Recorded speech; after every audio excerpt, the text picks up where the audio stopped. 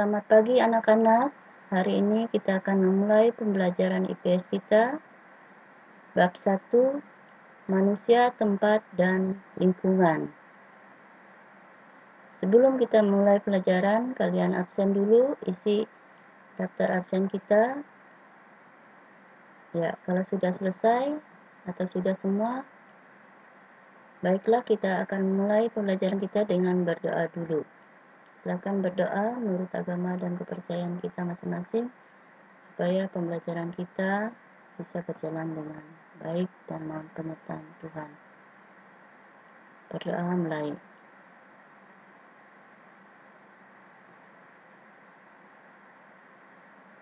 Berdoa selesai. Materi pokok kita hari ini tentang pengertian ruang dan interaksi antar ruang. KD 3.1 Memahami konsep ruang, lokasi, distribusi, potensi, iklim, bentuk muka bumi, geologis, flora dan fauna, dan interaksi antar ruang di Indonesia serta pengaruhnya terhadap kehidupan manusia dalam aspek ekonomi, sosial, budaya, dan pendidikan. 4.1 Menyajikan hasil telaah konsep ruang, lokasi, distribusi, potensi, iklim, bentuk muka bumi, geologis, flora dan fauna, dan interaksi antar ruang di Indonesia serta pengaruhnya terhadap kehidupan manusia dalam aspek ekonomi, sosial, budaya, dan pendidikan. Adapun tujuan pembelajaran kita hari ini, yaitu pada akhir pembelajaran nanti diharapkan siswa dapat atau kalian dapat menyebutkan pengertian konsep ruang, kemudian yang kedua menyebutkan pengertian interaksi antar ruang, ketiga menjelaskan terjadinya interaksi antar ruang, 4. Menjelaskan pengaruh interaksi antar ruang sebelum dan sesaat yang dalam kondisi penyebaran COVID-19 dengan rasa ingin tahu, percaya diri, disiplin, dan tanggung jawab, serta santun.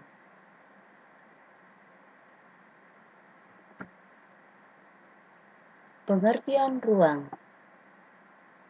Apakah pengertian ruang? Nah, siswa, ada yang bisa jawab? Ya, pengertian ruang adalah tempat di permukaan bumi, baik secara keseluruhan maupun hanya sebagian yang digunakan oleh makhluk hidup untuk tinggal. Ruang ini juga dapat diartikan sebagai wadah dari semua aktivitas manusia, hewan, dan tumbuhan yang ada di permukaan bumi. Jadi, pengertian ruang di sini adalah dalam pengertian yang luas.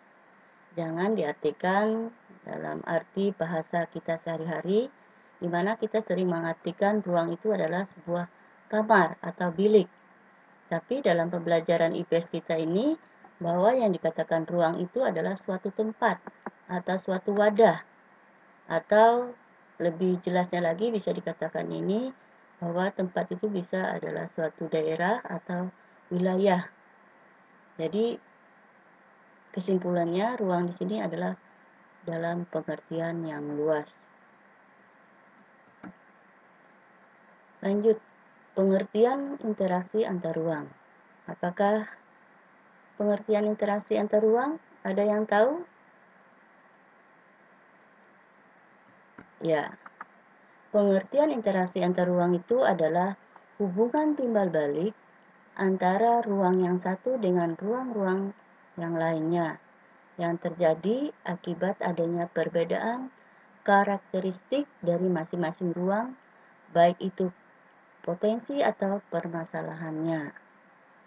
Interaksi antar ruang dapat berupa pergerakan orang, barang atau informasi dari daerah asal menuju daerah tujuan atau dari suatu daerah ke daerah yang lain. Jadi, di sini bisa diartikan dengan kata bahwa pergerakan orang itu adalah perpindahan seseorang atau beberapa orang dari suatu tempat ke tempat yang lain. Contohnya seperti kita dari rumah pergi ke sekolah, atau kegiatan transmigrasi, yaitu perpindahan dari suatu daerah yang padat penduduknya ke daerah yang jarang penduduknya. Itu juga termasuk contoh dari pergerakan orang. Barang. Nah, kalau barang ini misalnya kegiatan yang dilakukan oleh perdagangan, ya, antara penjual dan pembeli.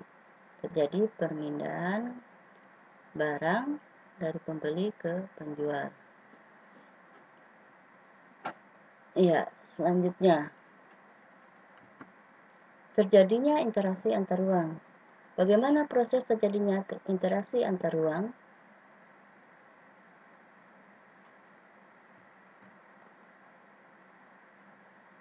Ya, benar.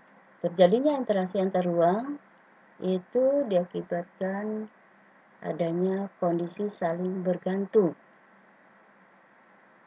yaitu satu, saling melengkapi, komplementari, dua, kesempatan antara, ketiga, dalam keadaan dapat diserahkan atau dipindahkan. Contoh, saling melengkapi atau komplementari atau regional komplementari, yaitu di mana kita lihat pada gambar ini, wilayah A adalah daerah yang surplus sayur, sedangkan wilayah B daerah yang surplus ikan. Nah, wilayah A dan B untuk melengkapi kebutuhan masing-masing wilayahnya, di mana wilayah A yang surplus sayur tapi dia tidak bisa memenuhi akan ikan, sehingga dia melakukan interaksi dengan wilayah B.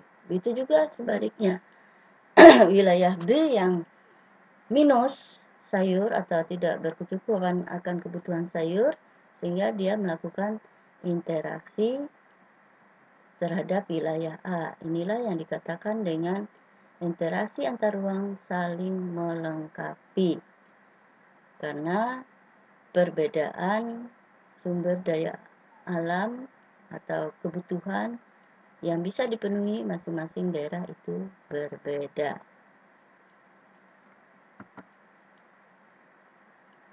B. Kesempatan antara, intervening opportunity, yaitu dimana kita bisa lihat di sini antara wilayah A dengan wilayah B dan wilayah C, bahwa wilayah A ini memiliki pilihan untuk bisa memenuhi akan kebutuhan ikannya, di mana kita bisa perhatikan wilayah B dengan C ini adalah daerah yang surplus akan ikan, tapi minus sayur. Sedangkan wilayah A adalah daerah yang surplus atau memiliki kelebihan sayur, tapi kekurangan ikan. Sehingga mereka atau wilayah A ini untuk bisa memenuhi akan kebutuhan ikan, dia harus berinteraksi dengan daerah lain atau wilayah lain.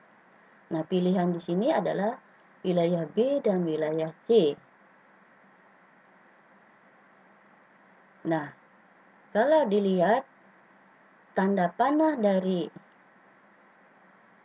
gambar ini, bahwa wilayah A dengan wilayah B terjadi panah garis putus-putus, sedangkan wilayah A dengan C panah lurus tanpa garis putus-putus.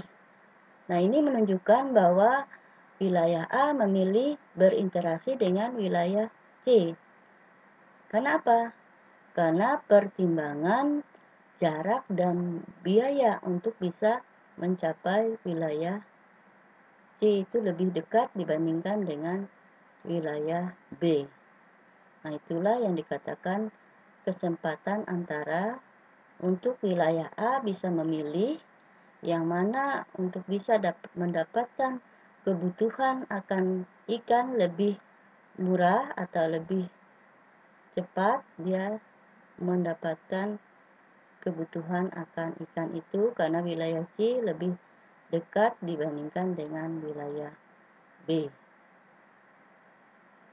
Sehingga tanda panah itu menunjukkan bahwa terjadi hubungan yang kuat antara wilayah A dengan wilayah C. Sedangkan wilayah B itu lemah, artinya wilayah A lebih condong berinteraksi dengan wilayah C untuk mendapatkan akan kebutuhannya. Lanjut.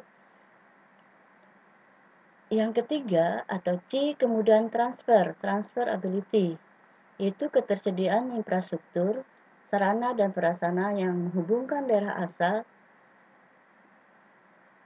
itu mengalami jalan yang rusak dan sulit untuk dicapai akan mengurangi kemungkinan terjadinya interaksi karena biaya untuk mendapatkan juga lebih mahal. Nah, jadi di sini pertimbangan wilayah A ke wilayah B itu mengalami kerusakan jalan untuk bisa mencapai ke wilayah B untuk dapat memenuhi kebutuhannya atau untuk menjual sayur yang dimiliki oleh wilayah A ini ke wilayah B.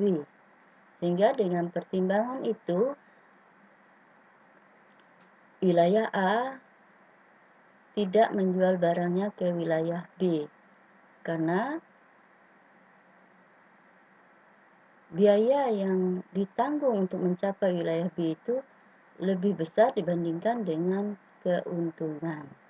Nah, itulah sebabnya sehingga faktor dari infrastruktur atau sarana prasarana yang tidak mendukung untuk melakukan kegiatan interaksi itu juga akan mempengaruhi. Inilah yang dikatakan dengan kemudahan transfer. Nah, sampai di sini materi kita. Jadi dapat kita simpulkan dari apa yang kita pelajari hari ini bahwa ruang itu adalah suatu tempat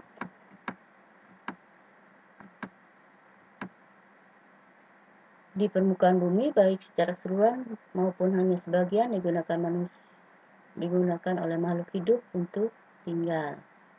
Jadi itu yang dikatakan ruang, sedangkan interaksi antar ruang itu adalah hubungan timbal balik antara ruang satu dengan ruang-ruang yang lainnya yang terjadi akibat adanya perbedaan karakteristik dari masing-masing ruang, baik itu potensi atau permasalahan dari ruang tersebut.